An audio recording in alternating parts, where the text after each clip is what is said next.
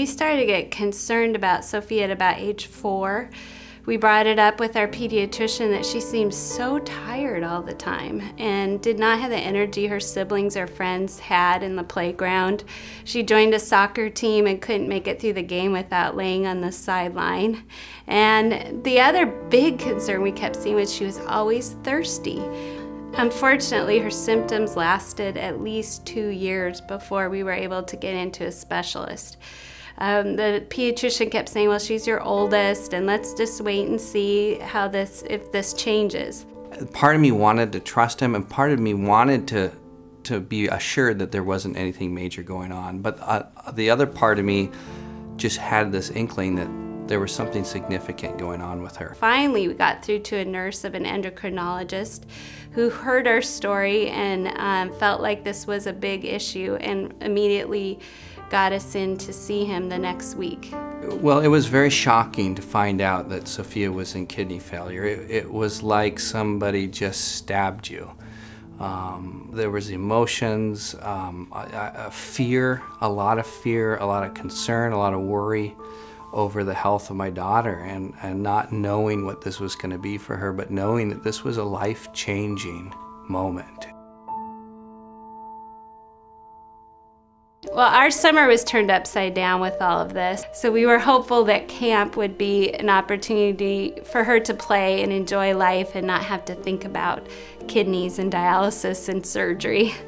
So the first morning at camp, I got a call from Children's. I got a message from Children's. I called back, and they unexpectedly said that both ORs were open and that we had been approved. I had been approved to be her donor, and that they could do the kidney transplant in the next 36 hours. I was kind of scared, but Dad, he comforted me. He told me that the doctors are real good and there's nothing to really fear because you'll be asleep and you won't feel anything. And I felt, and it turned out that my dad was right.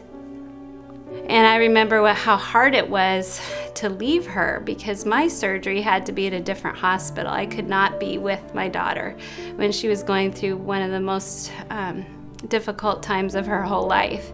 And as a mother, it was just heartbreaking to have to say goodbye and know that I wouldn't see her for several days. And I think one of the primary worries I had was just that the kidney would work right away. I mean, that was probably the main concern, because once you take the old kidney out, I mean, you're committed to this process, and we were just praying that that kidney would work right away. And we got word from the surgeon that the kidney pinked up as soon as they attached it to Sophia's arteries. It was an amazing moment to get the news that everything was looking very good.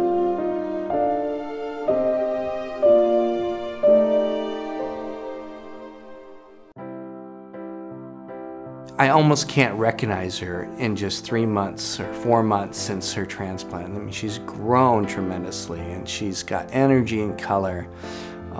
She's just a girl that has new life, and that this is really a miracle surgery, a very transforming surgery that she's been given, and it's just wonderful to see the results. I just don't have to go to the hospital very often.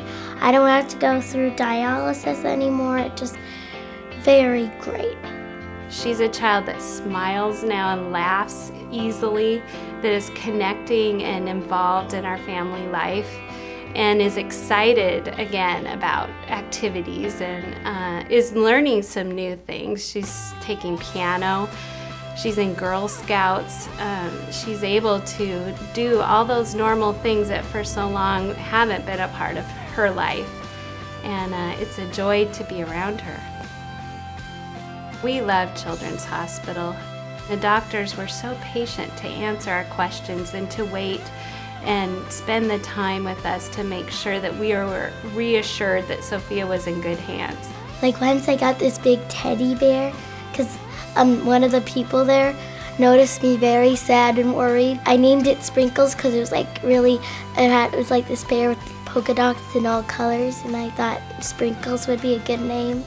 I can't imagine having a better experience with a hospital staff than what we had at Children's.